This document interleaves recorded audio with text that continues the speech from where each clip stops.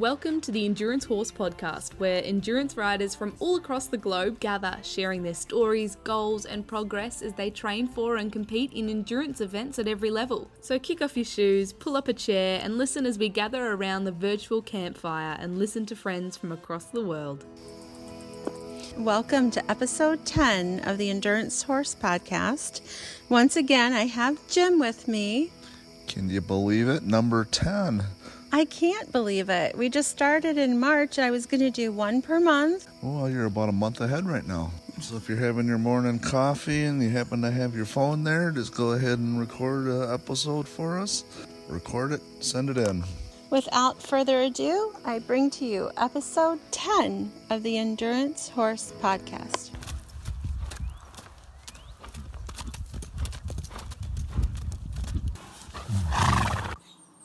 Hi, Jenny Chandler here, back in cool, damp New Zealand and reflecting on the wonderful 6 weeks I spent in California preparing for and riding the Tevis Cup. What an experience. Getting there early was great. It meant I got to meet Potato, got to meet Filouette and get to know them both, get to know how Potato liked his horses to be ridden and therefore what Filouette was used to, so that I could ride her the same way, so that I wasn't going to be upsetting her muscles and making her more tired by riding in a different way.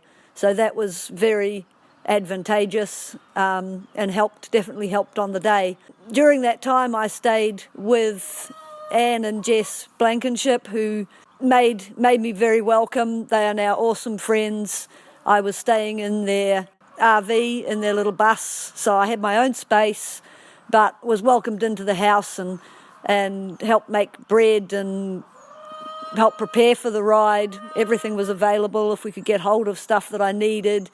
Nothing was too much trouble, and it was just awesome to have my own space rather than be just with Potato and Tamara, which had been the initial plan.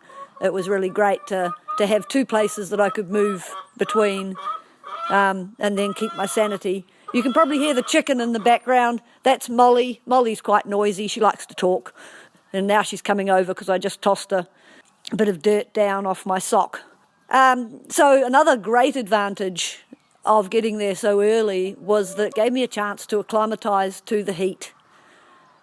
It's winter in New Zealand at the moment, and if I'd gone straight over there and just ridden, got over there a week before the Cup and just ridden without having that time to acclimatise, I think it would have been much harder. So because I very soon became aware that it was very hot, and if my horse was getting fit, I should probably get fit too, I started going on daily walk/jogs for about 3 miles along to the reservoir nearby, round the reservoir, picking blackberries, which was awesome. So I lived on blackberries a lot, and jogging and walking, and I would do that in the heat of the day. I'd do that at about 3 o'clock, so it was really hot. And I think come Cup Day, I didn't really notice that it was hot. People are saying it was a very hot day. I didn't notice it, so I think that was a big advantage, to spend that time getting ride fit, and heat fit was probably even more important. Ride fit, sure, you're sore afterwards, but you generally cope on the day. One of the other things that made a huge difference to my time and to the ride itself was that I went along to watch the ultra 100-mile person run, because my sister was very excited. She knew someone who was crewing for a local runner. And so I went to Forest Hill, met up with them, and because I wasn't involved, I was able to just stand there taking photos that I could then share with the runner and the crew and with my friends at home. And upon seeing those photos of the runner surrounded by people from home, with various crew members all helping this runner, my sister thought, Jenny needs somebody of her own. She needs someone from New Zealand to crew for her, who understands her, who knows her. And originally she had thought of my good friend Kerry, who often crews for me in the big rides, but both her and her husband were too busy to be able to come. And so Daryl leapt at the chance. So there I had Daryl helping me there for the week before Tevis, and we were able to do a bit more touristy things. I find it very hard to be a tourist on my own. So I'd been kind of mainly just, exercising the horse, exercising myself, catching up with stuff on the computer that I don't necessarily have time to do at home, and relaxing in the swimming pool next door. So whilst I was working hard, I was also actually managing to have a holiday, which was great as well. And then Daryl came and we did a few touristy things. And the bonus of it being Daryl that came along, she had American friends. So suddenly I had 3 people, Daryl, her friend Cindy, and her other friend Gabby, who is a very good endurance rider and also is a very good at massage for both horse and rider. Suddenly I had my own crew. I'm sure I would have been fine with the crew that Potato was providing, but they would be crewing for 2 horses, and suddenly I had my own dedicated crew, and that made a huge difference on the day, and I really appreciated it. So, we get up for the ride, get up to Roby Park, and one thing that you notice that's different from New Zealand, in New Zealand all your horses are in pens, either solid yards or electric fence tapes, and suddenly we're here with horses that are just left tied to the trailer all night.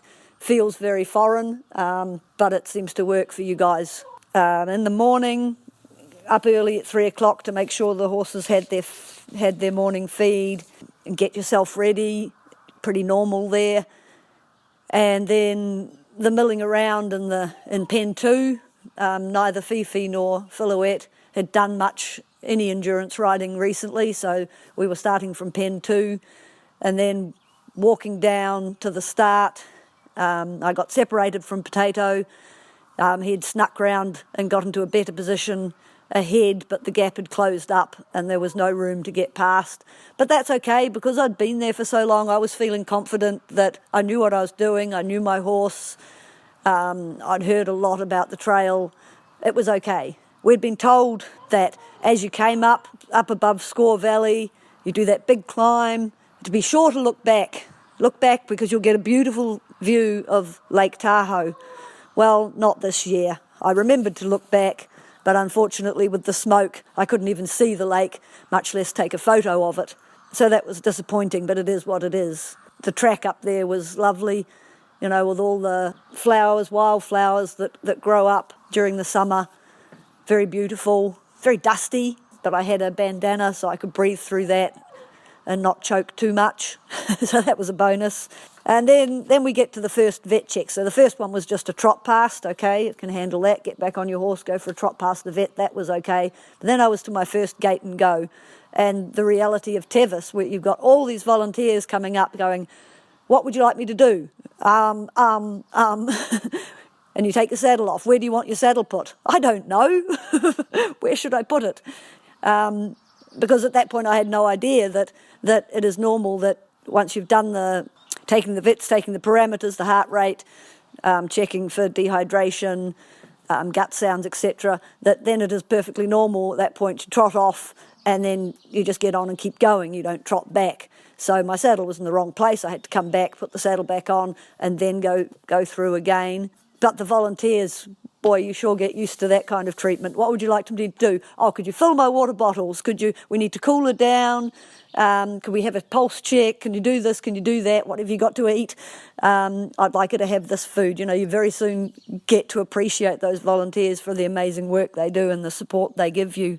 Then Cougar Rock. Not a problem, says Filouette.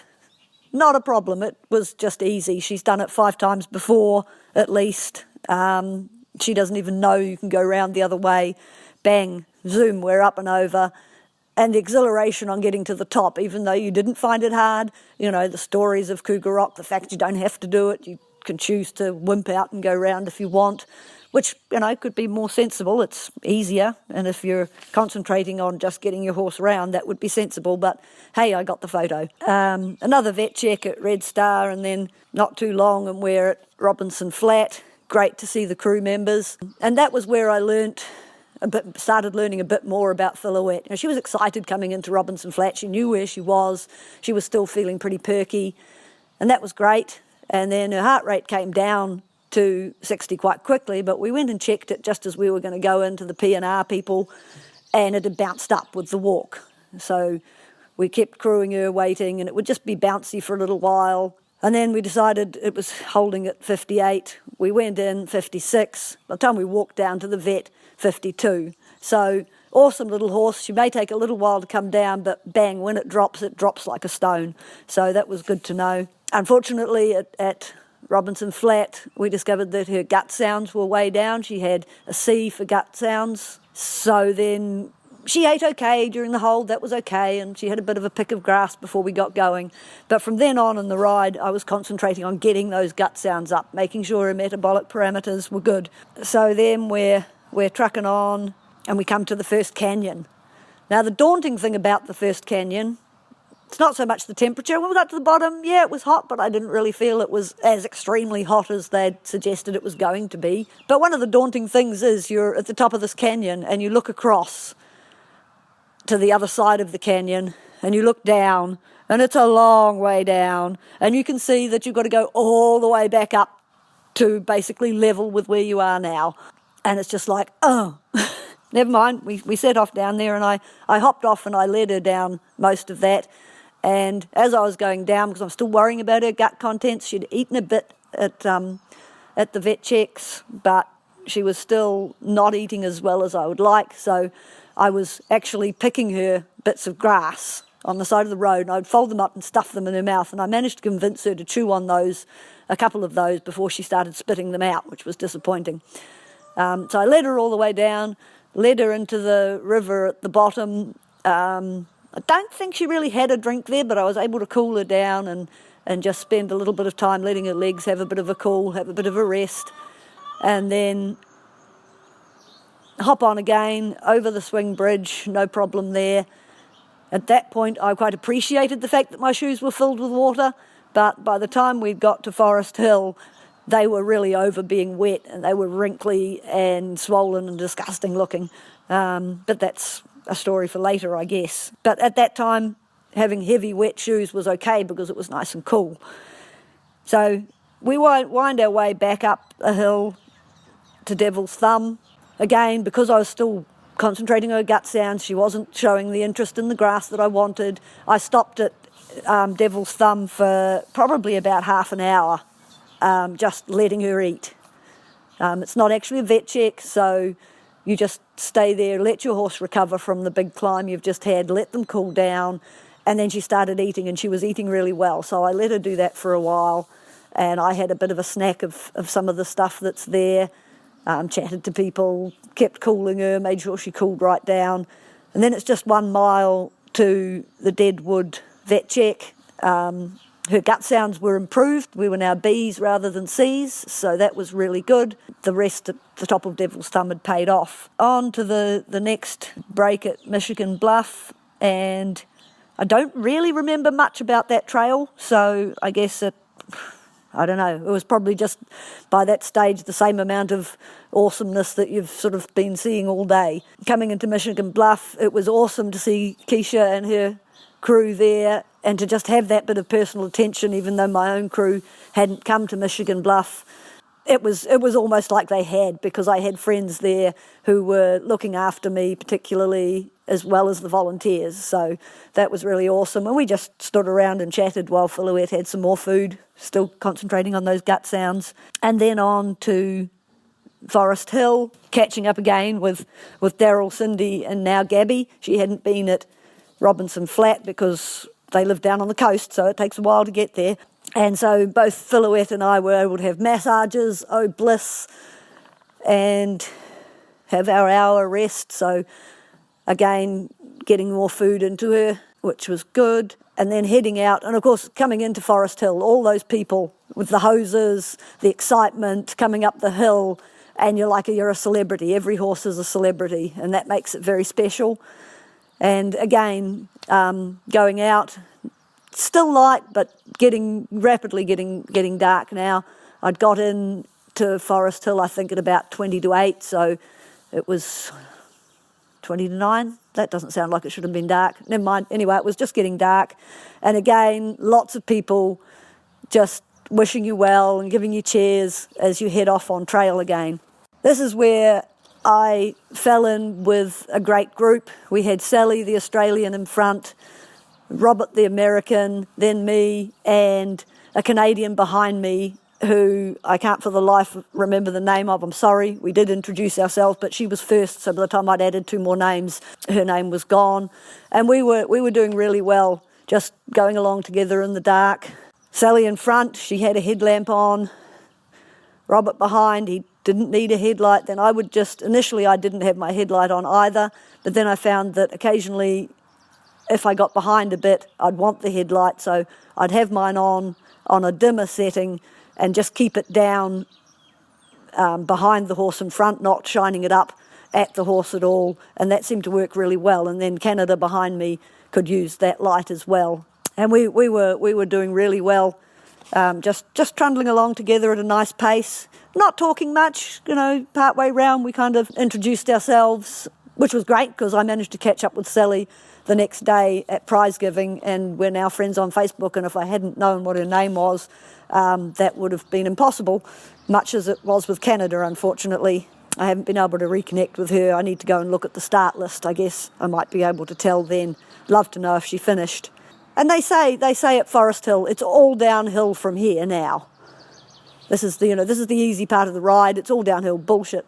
There's plenty of uphills, and every time Sally would say, "I'm sorry, I lied," there's another uphill to her horse. So we got partway to the first vet check's quite a long way from Forest Hill. Francisco's is a long way, and when we'd been going for a little while, we came across one of those signs, and it said Francisco's 12.5 miles. So I did my little calculation of adding another half, and so, okay, it's a little bit less than 20 k's, 20 kilometres. That's okay. It's a long way, quite a long way, but that's okay. And we trotted and we walked, and we trotted and we walked, and we mainly down and some up and round corners, and trotted and walked and trotted and walked. And when we eventually get to another sign, 4.9 miles. Are you kidding? We've only gone slightly more than halfway. You have got to be kidding. It was a bit of a low point because, it's dark, and we seem to have been going on this trail now forever since Forest Hill, and yet we still have five miles to go. But never mind, we got to Francisco's. Francisco's okay. Everybody vetted through. And that's when we lost Canada because, you're sort of all vetting. I happened to notice Sally and Robert were ready to go out, and Filouette wasn't eating. At this point, she'd had a pick, but she wasn't really interested in having any more. So I thought, well, I might as well stick with this group. So we headed off again, but, managed to lose Canada at that point, which again was a shame. And as we were trucking along there again, still in the same system, but the moon came up, which did make it easier. So coming down to the river, we were actually able to be without our headlamps, which was really beautiful. And the moon, and there was Mars beside it, made it a little bit special again. And coming into the river, it was fine. The river crossing went well. And then just as we're coming out, Filouette was ahead at this stage. I'm not sure why. We were in front going across the river. I think that just kind of happened. As we're coming up, and I'm thinking we've got to turn right, and the track goes up and around to the right, and there were some horses ahead of us on the track. And Filouette, as she was coming out of the river up to follow the trail, looked at those horses off to the right, as you would. There's something moving over there. She swung her head round and looked, and because we were just coming up a bank, she tripped, went down on her knees, got up and continued, seemed okay, but that was our undoing. After a while, we caught up with those other horses. Sally and Robert went on, and I just let Filouette. She wanted to slow down a bit, and I thought, well, she's getting tired. I had been a bit worried because at Francisco's she'd not wanted to trot. She was starting to get sore. Her butt muscles were starting to get sore. She was tight. I was conscious of the fact that I was on a tired horse. She was getting a bit sore behind. Nothing, not tying up, nothing drastic, just tired. I let her slow down a bit. We still had plenty of time. I know it was about 2 a.m. I'm not sure. I had my contact lens on and it doesn't give me short distance very well, so even when I did check the time, I wasn't very good at reading it, so generally didn't bother other than to check that we still had plenty of time, which we did. And so coming down into Lower Quarry, down the downhill, I hopped off to lead her down the hill because why not? We're nearly there. And while I was there, I kind of gave her a bit of a curry up, swung the rope at her, undid the reins, swung the end of the reins at her, going, "Oi, you need to trot when I ask you to trot. Suck it up. You know, you're jogging along okay when I'm riding you. When I lead you, you need to trot." So went in, got her cooled down, got her heart rate down, had a rump blanket on her because I'm still worried about those hindquarters. Go for my trot up, and she was lame in front. So when she'd gone down on her knees, coming out of the river, she'd bruised her left front knee. That would have been the one because of the way she looked to the right. Her left knee would have borne most of her weight, and she was lame. We were out. You can only imagine what that feels like. And then you sit around for a while, some marvellous volunteers looking after my horse while I moped about feeling sorry for myself. I was seizing up too, so I can only imagine how Filouette's muscles were feeling because mine were sore. So I daren't sit, so I kind of just wandered aimlessly around trying to stay on my feet and not fall asleep. We were waiting for other people to vet out because there was a 3-horse trailer. They didn't want to send just one horse home on its own. So, yeah, waiting for people to vet out, which is in itself is a little bit depressing. Yeah, there were a couple more, so we eventually got back. There was Potato waiting for us to take Filouette home. There was Daryl and Cindy. We remembered to tell the Kentucky University people, because we were taking part in the trial, hey, do you want the final blood sample from this horse, even though she vetted out? Yes, they did, so we waited for that. Went to see the vet. The vet was happy that she was fine to go home, and that was Tevis. If people who asked me at the time, are you going to come back and do it again?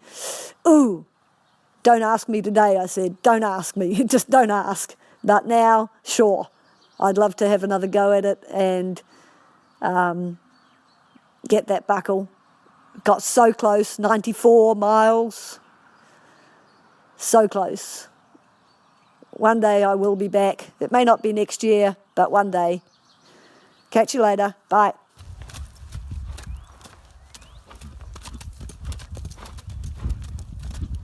Hi everyone, this is Erin GLASSMAN. I'm back with a little bit more about my Tevis adventure from 2018. When we left Robinson Flat, we went down the road to Dusty Corners. This road goes on for quite a while and it's pretty good to trot on. Last year I think I cantered on it some, but this year I mostly just trotted it. We just made pretty good time down there, and then we got to Dusty Corners and got some water, and then moved on to the next point. My strategy during the ride was just to get to the next point and try to maintain roughly a 6 mile an hour average, which at this point I was able to do. I knew that I would have to slow down later, both from fatigue and terrain, so I was trying to make as much good time as I could earlier on, and I'm glad that I did. We kind of continued on by ourselves. I would pop in and out with other riders, but for the most part I try to ride just with Rio. She does better on her own. She's not as attracted to the other horses, or not like trying to ride their ride. I do a better job of paying attention to her if I'm not having to talk to other people. And I don't mean to be antisocial, but I want to do what's right for my horse, and that's more important to me than just bantering on the trail. We went up and went around Pucker Point by ourselves. There was a lady that was kind of in and out beside me. She was having a little trouble hanging on to her horse, and he was fighting her, wanting to go, and she wasn't wanting him to take off, and that was kind of interesting. Pucker Point was fantastic as usual. I say as usual like I've done it a ton of times, but again, it was wonderful. You could just look forever down there and see those beautiful blue pools of the river way far down below you. There is not much a trail. There's enough, but there's not much, and it does drop pretty steeply off to the side, so it's not a spot that you're going to want like a fractious horse on. I don't think you'd want a fractious horse on any part of the trail itself. I think you want a horse that you're pretty confident is a good partner, that does try to listen to you and take care of you, and that has like a fairly good head on its shoulders. But other than that, it was beautiful right around in there. We soon moved on to the next stop, which was, I think, Deadwood. I'm having a little brain fart on the order of the vet checks, but I'm pretty sure that's what was next. My strategy on the vet checks is that if the horse is going to drink right away, I'll let them do that. Or if they dive right in and grab a couple bites, I'll let them do that. But if they don't seem like they're going to get aggressive about it, if they're down on pulse, I go straight to the vet. Because a lot of times after the vet check, they also have water and they also have hay and some feed. And so there's a good chance to get to that afterwards as well. And so I don't waste a lot of time in the vet checks. I passed up quite a few people that way. And it seems to kind of make up some time for me anyways. And at the end, I really didn't have a lot of extra time to spare, so I suppose that's probably a good strategy for me. I'm not sure if that's a great strategy for everyone, but you've got to do what's right for your horse. That was actually last chance was that vet check there. So then after that, you start traveling down and you get to your first canyon. I had been training at home with running and been out in the heat quite a bit, but I don't know if I had not been drinking quite enough or if it was the excessive heat for the day. I heard that the temperatures were close to 100, and I'm not exactly sure what the temperature was in the canyons, but it was pretty warm. After last chance, my friend Charlie and I kind of caught up with each other, and so we were going to run down the canyons. Well, I ran down part of them, or ran and hiked. We got behind some slower people, and I got about halfway down it, and I was feeling pretty woozy, so I decided that it would probably be better to go ahead and hop up on before I really got into trouble than it would be to just kind of keep pushing through. My shoes this year, I think, were less comfortable. They were supposed to be trail running shoes, and I had been running in them, but they tended to be pretty miserable to run in. They were pretty stiff, not as cushiony. I think I'll go back to what I had last year and just do regular running shoes versus like specific trail shoes. I just was not impressed with those. So anyways, we made it down to the swinging bridge. There were quite a few people down at the river, and somebody was making a pretty big fuss that they couldn't get out of there. But our group went ahead and just headed on in because we couldn't really back up the trail either. And so we got down there, and Charlie and I went off to the side so that way we'd be out of the way and not in the hubbub. I'm not sure if that was the incident that people keep talking about or not. I know there was a lady who was having troubles keeping control of her mule, and then there was also a lady that was trying to climb up the rocks after we had all gotten down several minutes later, and her horse slipped. So Charlie and I went ahead and watered down there. We were able to get in pretty slick without any issues of traffic, and came back out without any issues of sliding. Crossed the swinging bridge, and Rio was pretty good with it. Initially, I did ride over it. Once we had another rider behind us, though, she was kind of getting a little bit goosey because apparently it was shaking it enough for her. We climbed out of that canyon. I did ride her up. We made decent time, but it is slow there, and you really can't do much more than, 2.5, 3 mile an hour, maybe. So that took a long time. We got up to the top. I have said several times that I would like to call BS on the mileage. Supposedly it's only 1.5 miles down to the bottom. It seems like 10 miles, but I think that's just because you're going so slow. We made it up to the top and went to Devil's Thumb, got some water, and then started down the next canyon.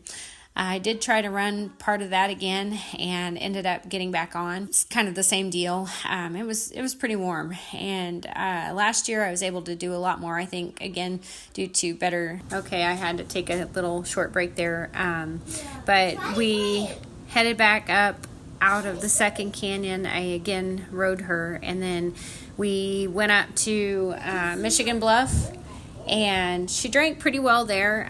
My crew was there. They helped us get her cooled down, and then we climbed up the hill towards Piper Junction, or also known as Chicken Hawk.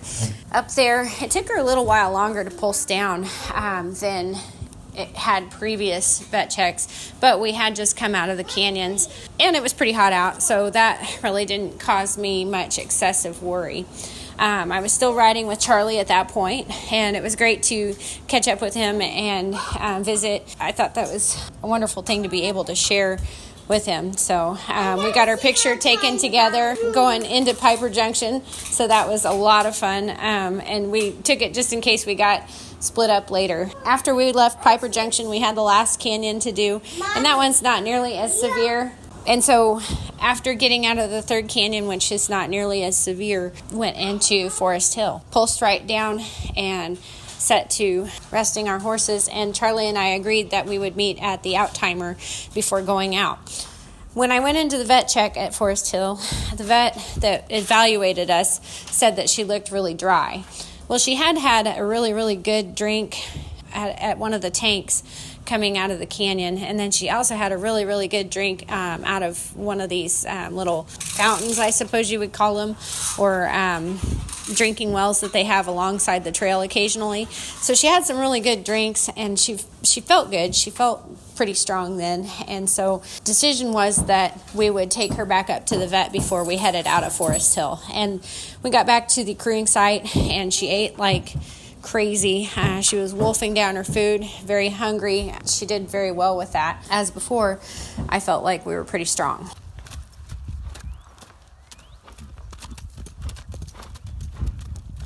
Hello, I'm Darice Whyte from Manitoba, Canada.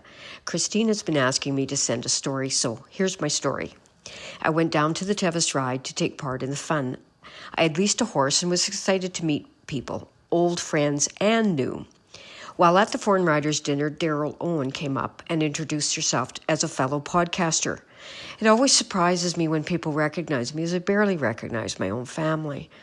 Daryl was down to crew for Jenny Chandler, who was riding one of Potato Richardson's horse. I also had a chat with Keisha Wood. I had met Keisha last year, as she was kind enough to give me water when I was silly enough to go walking the Tevis Trail without any. We had some laughs, and of course the requisite selfies were taken. Lots of selfies. And lots of laughs. I don't have much to report on my Tevis ride, as I only made it to Red Star, which is just, well, I don't know, it's not even quite 30 miles in. Extreme nausea, along with a number of other issues, made it really unrealistic for me to even try to continue. I knew that I didn't have the energy, the strength, the presence of mind to keep going, and I wasn't about to endanger the mare. It's just too hard to ride that trail with not being really of sound mind, and I had no other option. I was to be transported back by one of the volunteers back to Forest Hills. As I was struggling to walk the mile or so up to the trailer, I asked the volunteer, well, how much further? She told me, it's just around the corner. About 10 minutes and many more corners, Becca Stone appeared with her horse. She asked the volunteer, how much further? I said, well, she's going to tell you it's just around the corner. Apparently, she lies. We had a good laugh, and that helped me forget about my miserable state, at least for the moment. Potato Richardson had also been pulled at Red Star, so he was in the same truck as me. I wanted to ask so many questions, but all I could think of is don't throw up on him. Here you have one of the icons of Tevis, and I had nothing. I could only feebly listen to what he had to say, and he had lots of stories. It was really quite disappointing, but it was what it was. When I got to Forest Hill, there was Daryl. She came over immediately to help me. I was so grateful I could have cried. I didn't know who or where my crew was, but Daryl took over while I collapsed under a tree in the shade. Another friend of hers that she was helping her crew for Jenny came over and gave me a hand. They were wonderful. I can't say enough good about them. I felt horrible, and they gave me a hand. They fetched, carried. They found my crew for me. It was wonderful. Well, it sure wasn't the Tevis experience I had envisioned. I got to meet some incredible people. I'm not sure I'll take on the Tevis again. I do have a buckle with my own horse, but then the ride really has a magical feel to it that makes it really, really hard to stay away. So I'm not real sure I can. I guess it'll depend on my horses, as they have a say in the matter too. I do prefer to ride my own horses. It just means a lot more. So I guess we'll see. That's my story, and I'm sticking to it.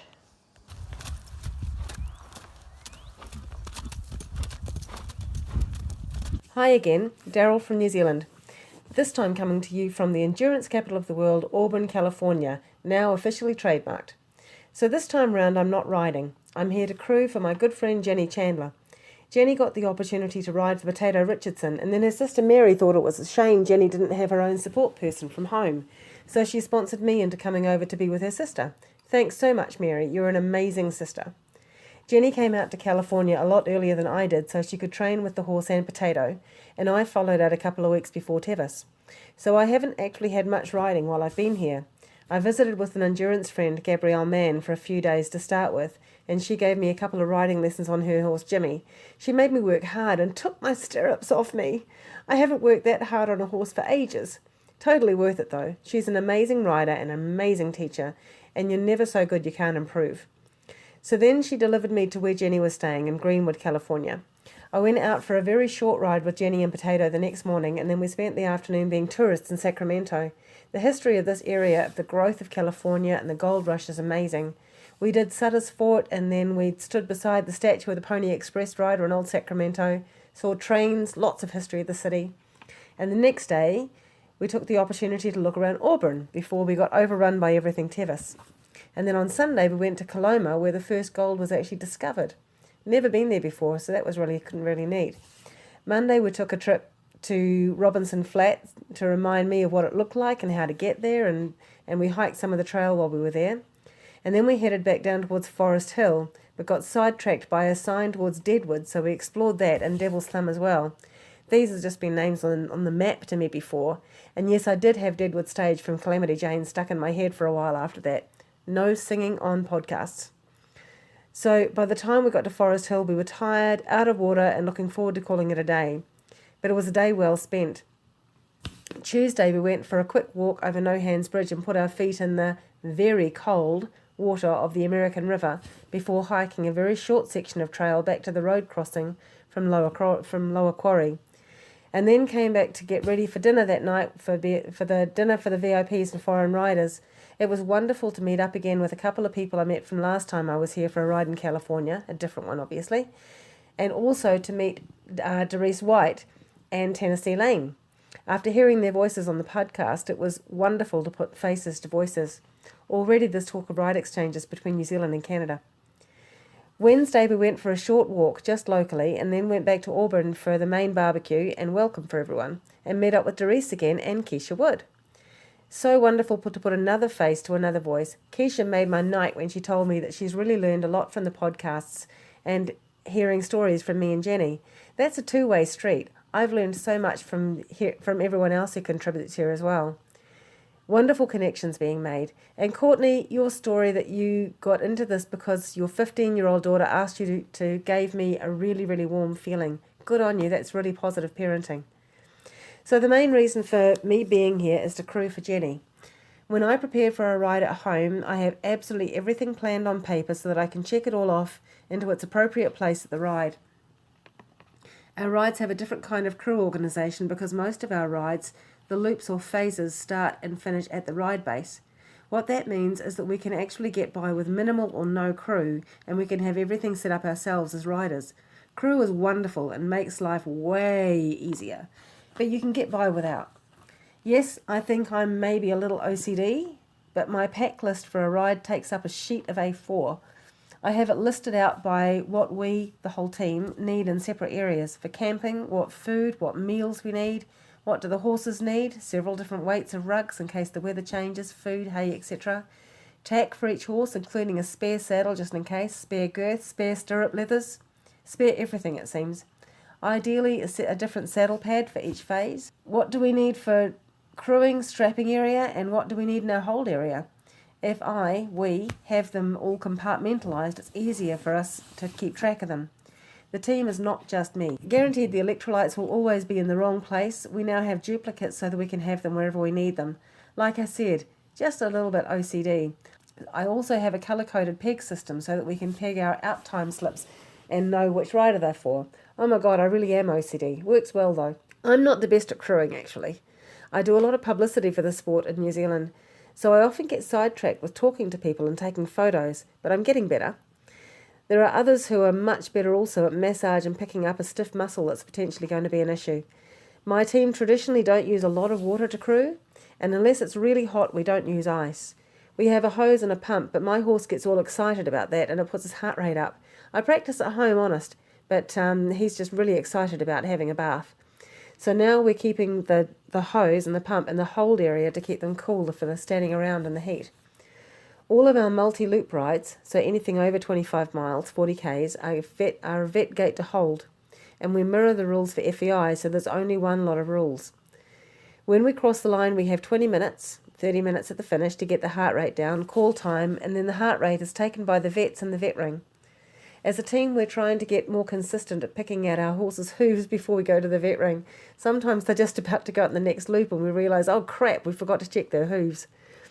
Our hold area has water, food for horses, food for people, shelter for people. It doesn't get as hot here as it has been in this last week of California. Whilst my riders are chilling out and getting something to eat and drink and go to the toilet, I'll put up a new saddle pad, wash the girth if it's muddy, and make sure everything's ready to go. We have the out time slips pegged up so we don't lose them, and then with just under 10 minutes to go, we'll tack up ready to get back to the start line. It's also a really good idea for the rider to check the tacking up before they get on as well. I remember one ride I did where my crew had forgotten, or maybe it had just come loose, to do up the curb chain on the hackamore. I got to a gate, dropped a rein, and the whole bridle fell off the horse's head onto the ground. And then I remembered I was on a horse that bolts. Got off quick, no harm done. Lesson learned, always check your tack.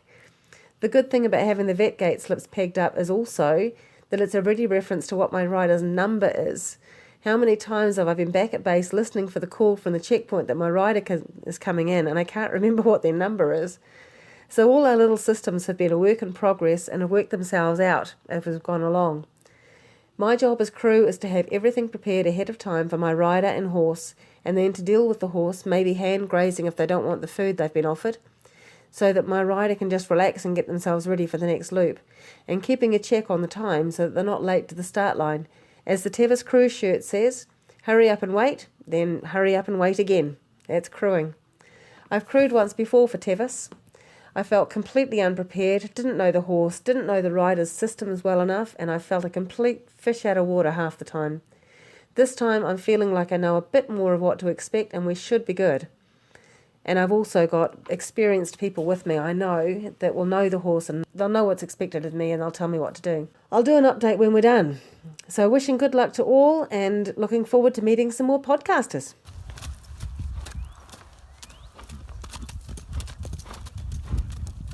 Hi, my name is Melanie Martin.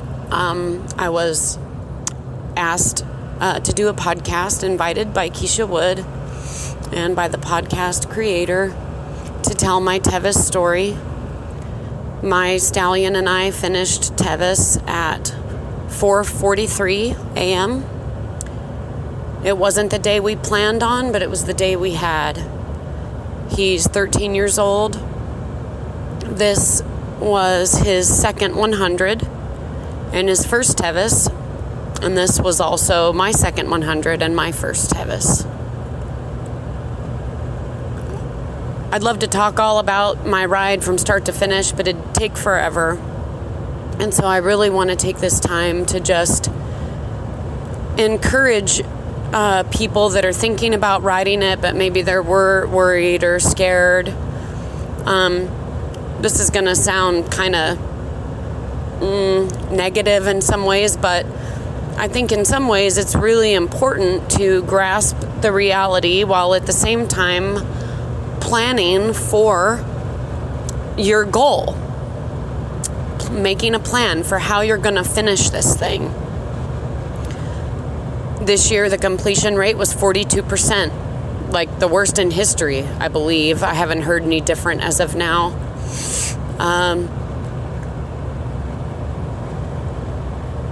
It's, every year, only basically half finish the ride. Why is that? I'm sure some people probably go to Tevis and maybe they don't live too far away. It's not that expensive. If they don't make it to the end, it's no big deal. They can come back again the following year. And that's fine if that's the case. But I'm kind of talking to the people that were like me, that this is a once-in-a-lifetime opportunity, or don't have the finances to make that trip every year, or maybe once every 5 years. I'm here to talk to the folks that no matter what, they want to get to the finish line. That was my goal. My goal was to finish no matter what. My horse and I had some odds stacked against us. We had to represent at the vet inn, and I wasn't even sure they were going to let me start. But the vets, took counsel, and they agreed to let us start. I decided to give my horse that opportunity and see how the day unfolded. For people that want to finish no matter what, that's their plan, other than obviously a pull by the veterinarians, or maybe an injury to themselves. Their plan is to finish. I think it's really important for those riders to take a very realistic look at themselves, their strengths and weaknesses, and also the strengths and weaknesses of their horse. The Tevis Trail is going to bring out you and your horse's weaknesses. There's nothing you can do about it. Between the weather and the difficulty of the trail itself, the added time management issue due to the checks and the amount of horses that you're sharing the trail with, no matter what, those things are going to happen, and you're going to have to deal with it. However, there's also the other side, which is that there are fantastic things about the Tevis Trail, and that there's hundreds of volunteers to assist you. Hopefully you'll have some sort of crew to help you through, and you have the best veterinarians in the world looking at you and your horse multiple times during the day, and they're there to help you. They're there to cheer you on. And that's the way you should look at those veterinarians. They want you to be successful. So when you're considering how you're going to get to the finish line, let's go back to taking a look at your strengths and weaknesses. If you're a rider that doesn't deal with the heat, plan on how you're going to cope with it. If you are worried about riding in the dark, you better practice riding in the dark a lot. You may never completely get over it, but you will be more prepared and more ready to handle that weakness when it creeps up on you. If you're a rider that excels in the heat, then you need to maximize your day during the heat. Take a look at your list and figure out how you're going to attack the trail with your strengths and while dealing with your weaknesses. Then do the same thing with your horse. On my particular day, for reasons that are still unknown to me, my horse couldn't climb the hills like he normally can. He's normally a phenomenal uphill horse. Well, he didn't have it that day. He'd trot a little ways and then he would just tell me that he needed to walk. Okay, fine.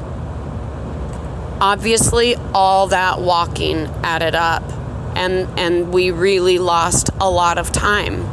So I knew immediately that every single chance we could, if the trail was flat or downhill, I had to make up time.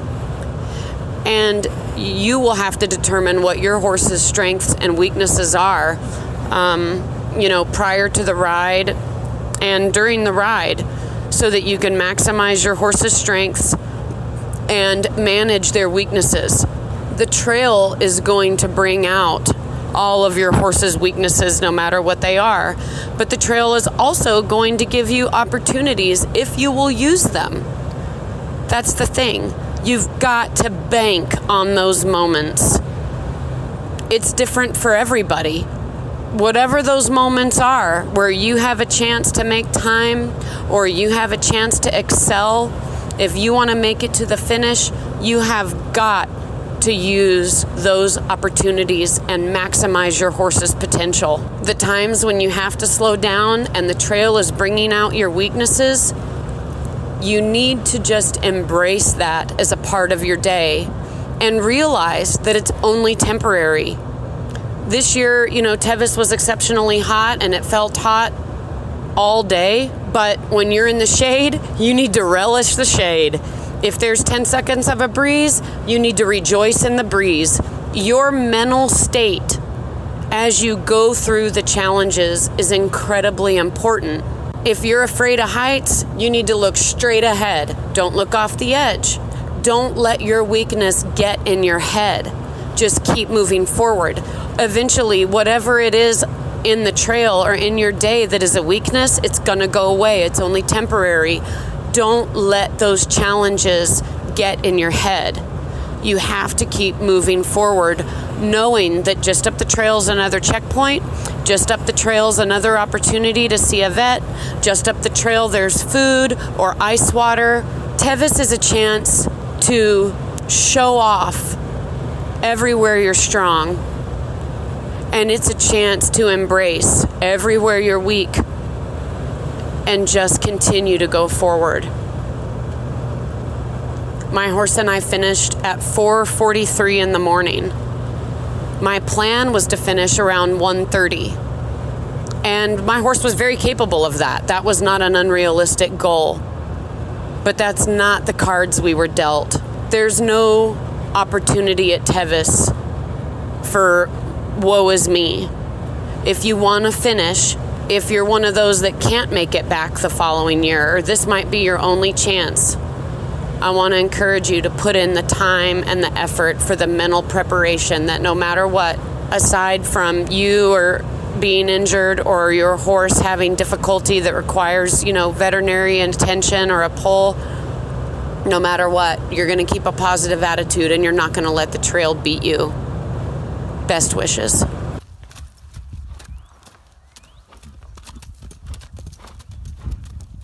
Hi, this is Keisha Wood. I'm up at Roby Park. I'm trying to be quiet so not everybody can see me doing this podcast, but we're on our way to vet in with our mentor, Cressy Drummond, and all 5 of us are here of the Wind Riders, and so exciting, and he's about to vet in, and we're also vetted in with Susie Jones, who's going to be riding her horse Flash.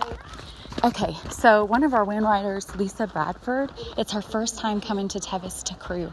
So what do you think so far?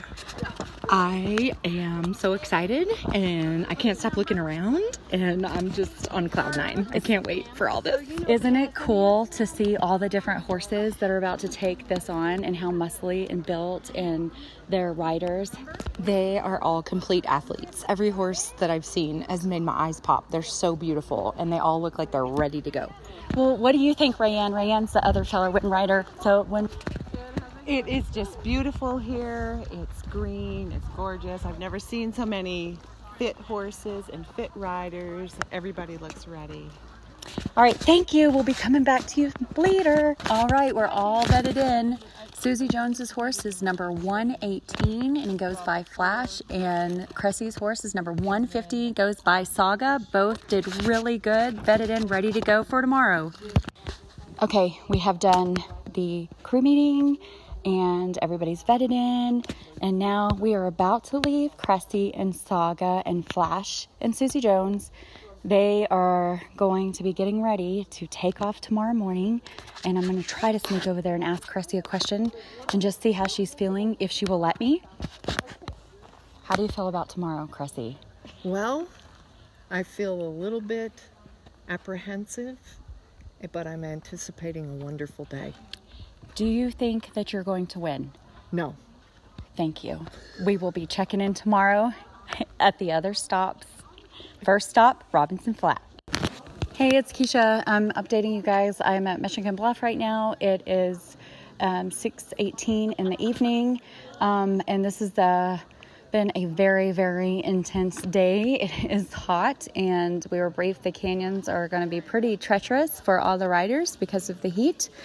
But so far, all of our New Mexico crew has come through. We've only had one person that was pulled, and that was before Robinson Flat. Cressy came in, and I could not believe how dirty her face was from all of the dust, and it looked like she had mud lipstick, but she was so beautiful. It was so awesome seeing her come in at Robinson Flat and Saga looking so good. And our other rider, Susie Jones, just so strong. And Melanie Martin, we have another one. She's just really, she's riding her stallion Titan, doing so good. And we have been up here at Michigan Bluff. We've been waiting and to see how they were going to come in. It's been a close call because the GPSs are not updating properly, and so we have been freaking out over them meeting the cutoff times because, for instance, they had to make it to spots at, I think it was Last Chance or something like that, by 5 o'clock, and I can't remember which one it was exactly, and they were not showing updated, so we were having a freak out wondering if they were pulled, but so far they are on track. It has been such a fun experience. We've met so many people. Another podcaster, which you all know is Jenny from New Zealand. I have become such good friends with her through this, and Daryl, and I'm just having a blast. I'm here with Lisa and Michelle, and I'll have them give us some updates as well soon. But I just want to let you guys know, Michigan Bluff, so far so good. And then we'll be heading towards Forest Hill. So I wanted to talk to Michelle real quick. I want y'all to hear her perspective because we haven't heard from her yet, and we're up here at Michigan Bluff, as I stated, and this is a happening spot. A lot of crew doesn't come up here, but this is where all the animals come out of the canyons, so they are sweaty, hot, panting, and I just want you to hear what Michelle has to say about it. Michelle, this is your first time here at Tevis, so tell us what you think about the Michigan Bluff spot, and what did you think about Robinson Flat? It's actually a good place to crew. I mean, more crew really need to come up this way because the horses are hot, they're panting, and there's nobody up here. Right.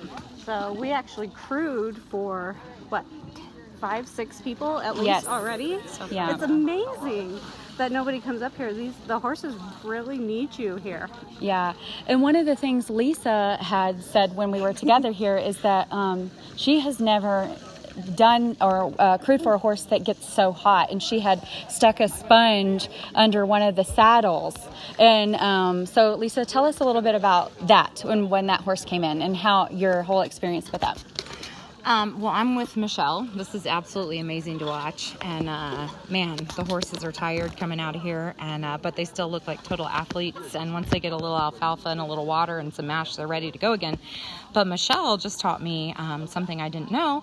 I was holding a sponge between the mare's thighs, for lack of a better word, in between her thighs, and boy, does that heat build up in there. That sponge sucks so much heat out of those muscles. I couldn't believe it. I mean, my jaw was on the ground. And Michelle told me you have to work fast but efficiently down there. You can't leave the cool water on the thigh too long or you'll cause cramping, but just a little kind of back and forth motion to suck that heat out, and I was absolutely stunned to feel the heat on the sponge. That was amazing. So really cool. Yep. All right, so we'll be updating you. We're going to be going to Forest Hill after Cressy comes in. We're going to be still hanging out here for a little while. We'll hope to see her soon, and Melanie Martin on her stallion Titan, and we will be updating you shortly.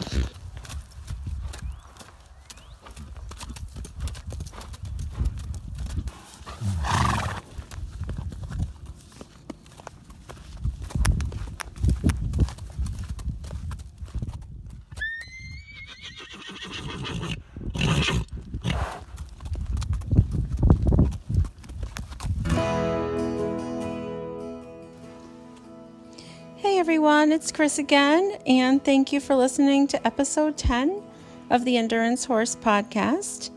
It was great to hear from Jenny and Erin, Daryl, Darice, Melanie, and Keisha, and I loved that almost everybody mentioned each other in their audio. I thought that was pretty great. I'm going to keep this nice and short. I have about 4 files from Tevis still left over, but that would have made this a really long episode, which I try to keep it at around an hour 20. So I'm going to save those 4 files. I'm going to try to get a couple more to add to them. So I do think we'll end up with a 3rd Tevis related episode for the Endurance Horse podcast. And I hope you're enjoying the podcast. And if you are, please like and review on iTunes if you listen on iTunes and or on Podbean, and share the podcast with a friend. We enjoyed having you along for the ride. Endurance Horse Podcast is where you get to share your adventures of riding good horses through beautiful country. Many stresses in life are washed away by a good gallop, a steady trot, or by simply saddling up your favourite horse for an easy ride. Remember, every mile a memory. To share your story on Endurance Horse Podcast, send an email to endurancehorsepodcast@gmail.com.